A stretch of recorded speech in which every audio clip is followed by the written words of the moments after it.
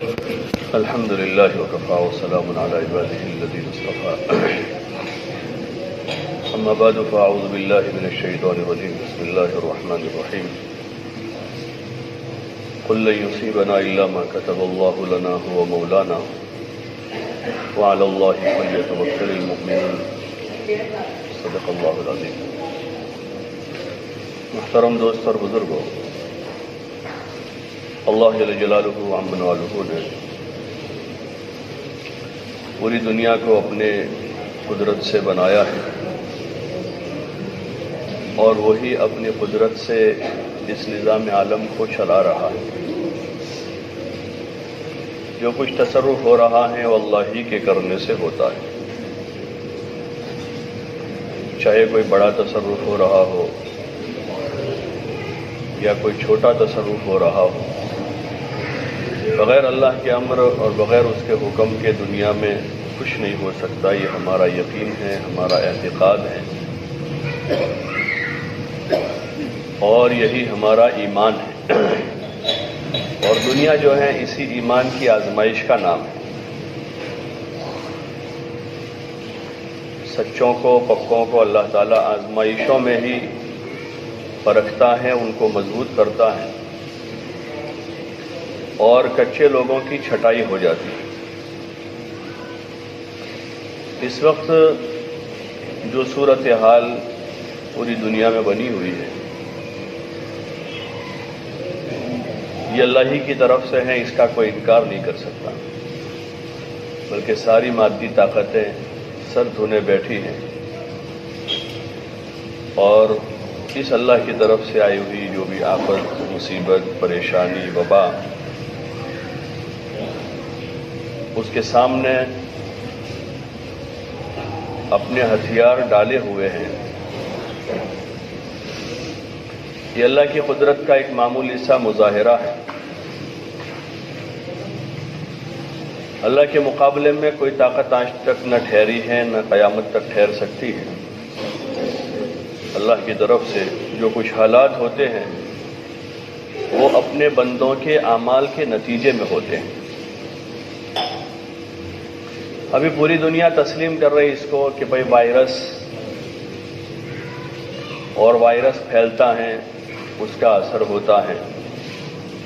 حالانکہ دکھتا کسی کو نہیں ہے، خاص مشین والے اس کو دیکھتے ہیں، لیبارٹری والے.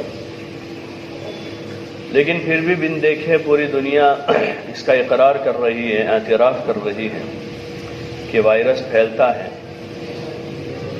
ہوا کے ذریعے سے، پانی کے ذریعے سے، ساتھ میں رہنے سے. ضرور جو احتیاطی تدابیر ہیں اس کے لیے اس کو اختیار کرنا توکل کے منافی نہیں، بلکہ جو احتیاط آج یہ بتا رہے ہیں ان تمام قسم کے احتیاط کی تعلیم ہمارے مذہب میں پہلے سے ہے. ہمارے دین میں وہ ساری احتیاط پہلے سے ہیں. ہر مسلمان کو وضو کرنے کا ایک مخصوص طریقہ ہے جو کم از کم 5 وقت کا نمازی دن بھر میں 5 مرتبہ وضو کرے گا. اور وضو اعضاء کو 3 مرتبہ دھونا سنت ہے. تو ہر وضو میں 3 مرتبہ ہر عضو کو دھوئے گا اور ہاتھوں کو تو پہلے 3 مرتبہ دھونے کے بعد وضو شروع کرے گا. پھر جب ہاتھ دھونے کا نمبر آئے گا تو دوبارہ 3 مرتبہ دھلے گی. وضو کا جو طریقہ ہے 3 مرتبہ ناک کی نرم ہڈی تک پانی چڑھا کر بائیں ہاتھ کی چھنگلی سے اچھی طرح سے ناک صاف کر کے وہیں جھاڑ کر 3 مرتبہ اچھی طرح صاف کرنا.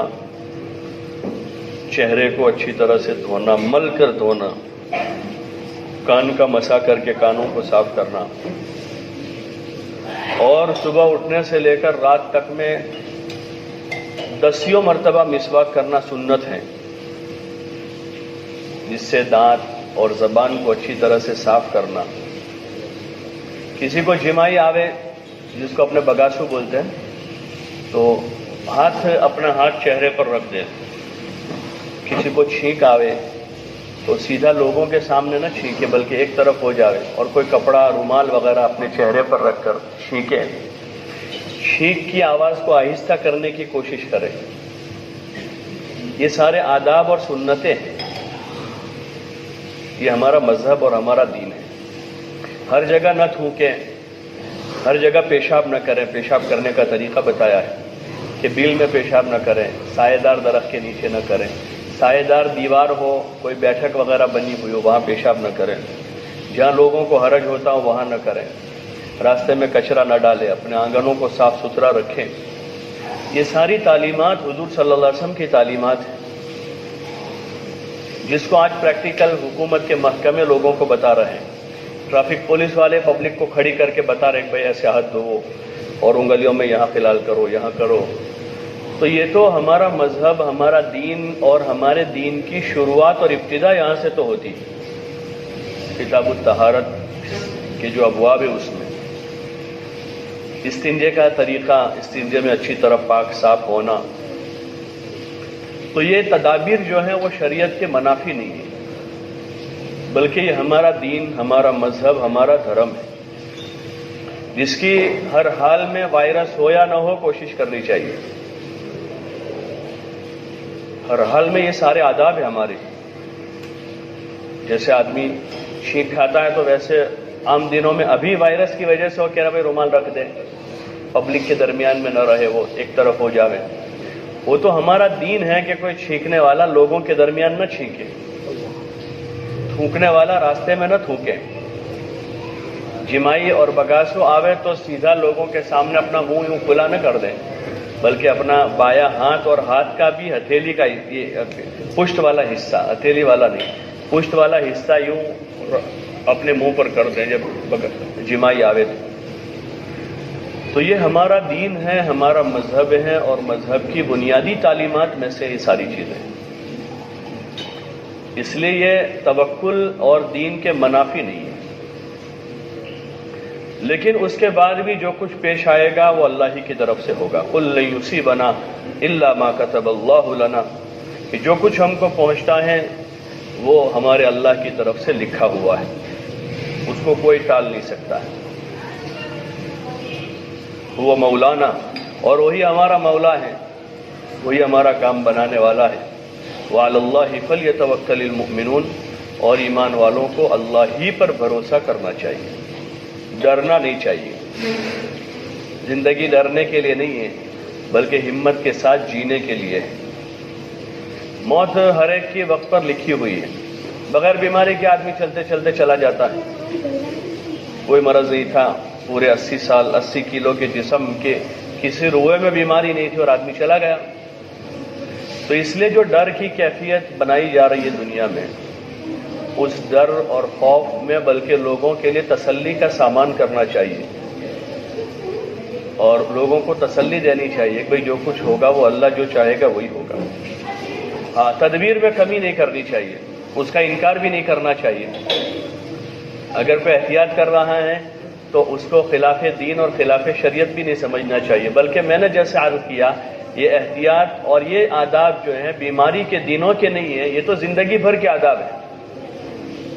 کہ بھائی آدمی دانتوں کو اچھی طرح صاف کریں، کانوں کو اچھی طرح صاف کریں، اچھی طرح وضو کریں، اچھی طرح مسواک کریں، ہاتھوں کو اچھی طرح دھوئیں. کھانے سے پہلے ہاتھ دھونا سنت ہے ہمارے یہاں، تو ویسے بھی کھانے سے پہلے اچھی طرح دونوں ہاتھوں کو گٹوں تک دھونا سنت ہے.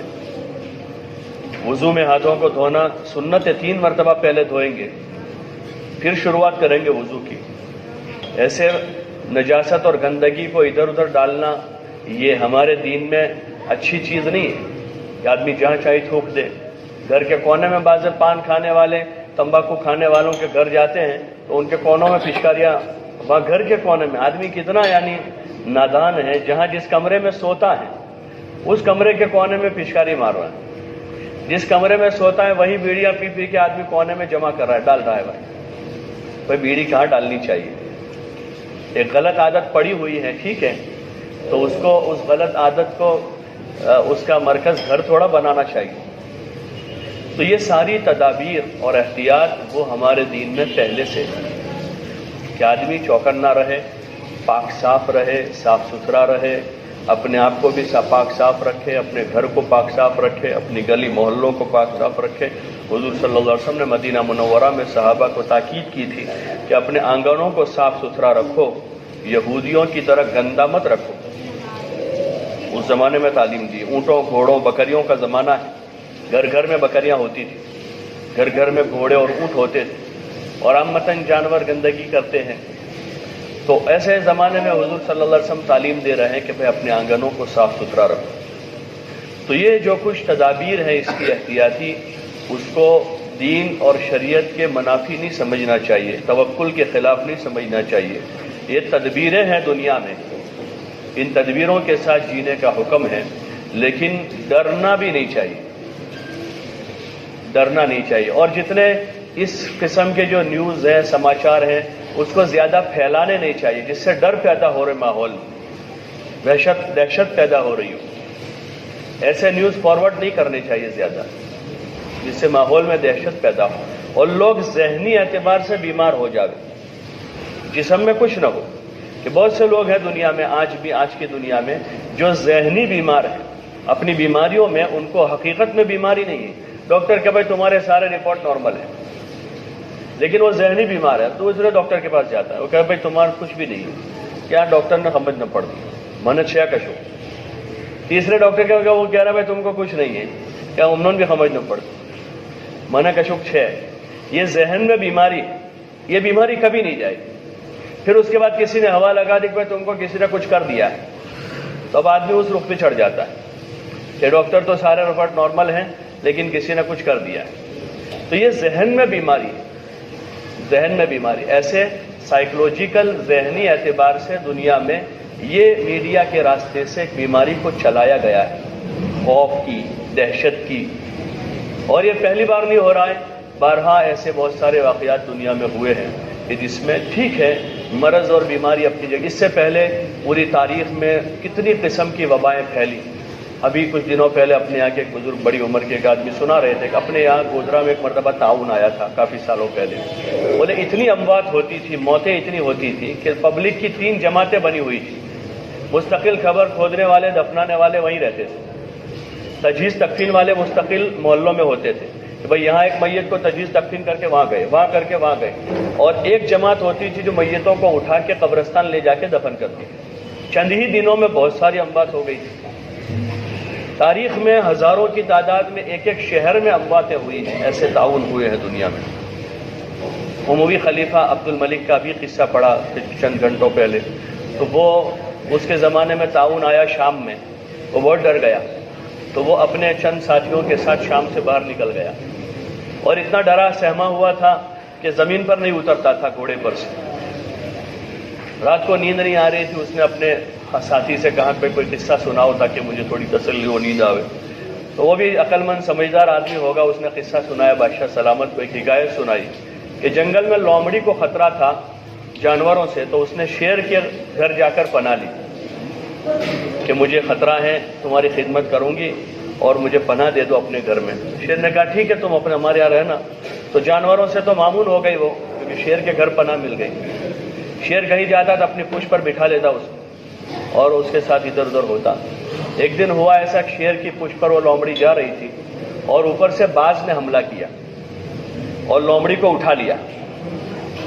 اب وہ اٹھا کے لے جانے لگی تو یہ پکارنے لگی، چلانے لگی کہ میرا کیا ہوگا بادشاہ سلامت، میں نے آپ کے گھر میں پناہ لی تھی اور میرے اوپر حملہ ہو گیا۔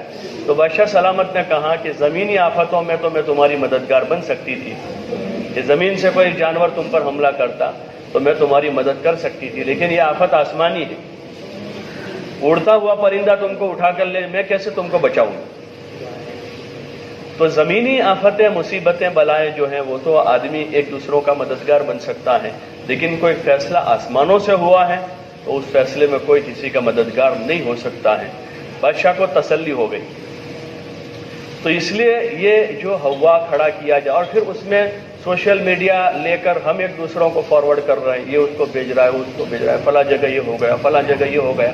اس کے بجائے اعمال میں لگنے کی ضرورت ہے۔ جب آسمانی فیصلہ ہوگا وبا ختم ہو جائے گی، اور آسمانی فیصلہ نہیں ہوگا تو چاہے 1000 تدبیریں کر لیں۔ یہ ایسے ملکوں سے شروع ہوا ہے جو دنیا میں سب سے زیادہ تدبیر والے ملک ہیں، جن کے پاس سب سے زیادہ ایڈوانس ٹیکنالوجی ہے اور جن کے پاس سب سے زیادہ اچھے سے اچھے دواخانے اور دوائیاں اور ڈاکٹرز ہیں، ایسے ملکوں کے لوگ عاجز اور بے بس ہیں، بلکہ ان کے حکمران ان کو کہہ رہے ہیں کہ بھائی تم اپنی عبادت گاہوں میں جا کر مسلمانوں سے، عیسائیوں سے ریکویسٹ کر رہے ہیں کہ عبادت گاہوں میں جا کر تم دعا کرو، پرارتھنا کرو. ان کو ریکویسٹ کر رہے ہیں کہ جا کر تم پرارتھنا کرو اور دعا کرو. تو اس لیے بجائے ایران توران کے لایانی تفسیروں میں، تذکروں میں اپنا وقت ضائع کرنے میں، اخبار اور سوشل میڈیا میں اپنا وقت ضائع کرنے کے، یہ وقت توبہ استغفار کا ہے. یہ توبہ استغفار کا وقت ہے، اللہ کی طرف رجوع کرنے کا وقت ہے، اللہ کو منانے کا وقت ہے. جس دن اس کے وہاں فیصلہ ہو گیا، ایک ایسی ہوا چلا دے گا کہ ساری وبا ختم ہو جائے گی. جیسے ایک ہوا میں وبا آئی ہے، ایسے ایک ہوا چلا دے گا، پوری وبا ختم ہو جائے گی. اس لیے بجائے لایانی اور ایران توران میں اپنے اوقات کو ضائع کرنے کے، اللہ کی طرف متوجہ ہوں، اللہ کو مناویں، توبہ کریں، استغفار کریں، کثرت سے استغفار کریں، اور اپنی زندگی میں جس لائن کا بھی جو غلط داخل ہے اس کو ختم کرنے کی نیت سے خود بھی اللہ کی طرف متوجہ ہو، اپنے گھر والوں کو بھی ان اعمال میں لگاویں. عقل مند لوگ، مومنین کی یہی علامت ہوتی ہے کہ عذاب کے آثار دیکھ کر وہ چوکنے ہو جاتے ہیں، اور منافق اور غفلت میں پڑنے والی قومیں جو ہیں، عذاب سر پر آ جانے کے بعد بھی وہ چوکنے نہیں ہوتے، یہاں تک کہ اللہ کا عذاب ان کو پکڑ لیتا ہے. اس لیے کوشش کریں کہ بجائے ان تفسیروں، تذکروں کو اپنی زبان سے شیئر کریں یا اپنے اسباب کے ذریعے سے اس کو دوسروں تک پہنچاویں اور فارورڈ کریں. دینی باتوں کو فارورڈ کریں، ایک دوسروں کو دین کی بات کریں، دعوت دیں ایک دوسروں کو، اللہ کی بڑائی اور عظمت بولیں، اللہ کی طرف توجہ، توبہ، انابت، اور جو اسباب اور اعمال حضور صلی اللہ علیہ وسلم نے بتائے ہیں، جو اسباب صبح شام کی دعائیں ہیں، مسنون اذکار ہیں، جو حفاظت کا قلعہ ہے. صبح شام کی دعائیں حدیث پاک میں ہے کہ جو آدمی صبح شام کے معمولات جو جس وقت کے بتائے ہوئے ہیں، صبح کسی نے پڑھ لیا بسم اللہ الذی لا یضر مع اسمہ شیء فی الارض ولا فی السماء وهو السمیع العلیم، 3 مرتبہ پڑھ لیا تو اس کو کوئی آفت مصیبت نہیں آ سکتی. آیت الکرسی حفاظت کا ذریعہ ہے، آدمی آیت الکرسی پڑھے. ایسے حضرت انس رضی اللہ عنہ کو ایک دعا حضور صلی اللہ علیہ وسلم نے بتائی تھی، مشہور دعا ہے، بہت سارے مسائل، تکلیفوں اور بہت ساری چیزوں سے نجات کا ذریعہ ہے. جو آدمی صبح اس کو پڑھ لے گا، دن بھر تمام قسم کی آفتوں مصیبتوں سے محفوظ رہے گا. تو اس لیے ان اسباب اور اعمال کو اختیار کرنا چاہیے جو اسباب و اعمال حضور صلی اللہ علیہ وسلم نے بتائے ہیں، اور لوگوں کو بھی اسی کی طرف متوجہ کرنا چاہیے. افواہوں کا بازار گرم نہیں کرنا چاہیے. اور ایران توران کی میں نے سنا ہے، پومڑیوش ہے، پیپر مایوس ہے، وہ ساری غلط باتیں. کیسے آدمی کہہ سکتا ہے؟ کیسے کہہ سکتا ہے؟ جب تک اس کو خود کو پکا نہیں، وہ کہتا میں پومڑیوس، ہاں بھائی جو کوئی کیش نہیں، تو پھر کیوں تو کہتا ہے دوسرے کو؟ جب تجھے خود کو ایسے یقین نہیں ہے کہ دوسرے کو، تیسرے کو کہنے جیسا نہیں ہے، تو دوسرے کو کیوں کہہ رہا ہے؟ جو بات تیسرے کو کہنے جیسی نہیں ہے اس کو دوسرے کو کہہ کر کیوں خامخواہ پریشانی پیدا کریں؟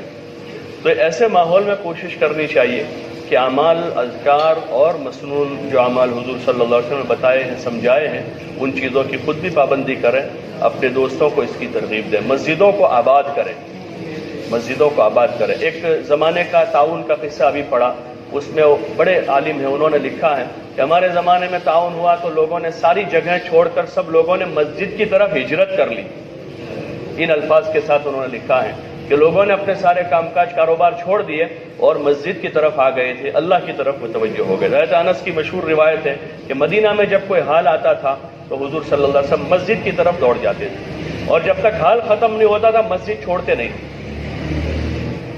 تو یہ ان اوقات میں مسجدوں کی طرف دوڑنا چاہیے، اور اپنے آپ کو اعمال، توبہ، استغفار، صلاۃ الحاجہ، صلاۃ التوبہ، صدقہ بہت بڑا ذریعہ ہے بلا اور مصیبتوں کو دور کرنے کا، کہ کثرت سے زیادہ صدقہ دینا چاہیے.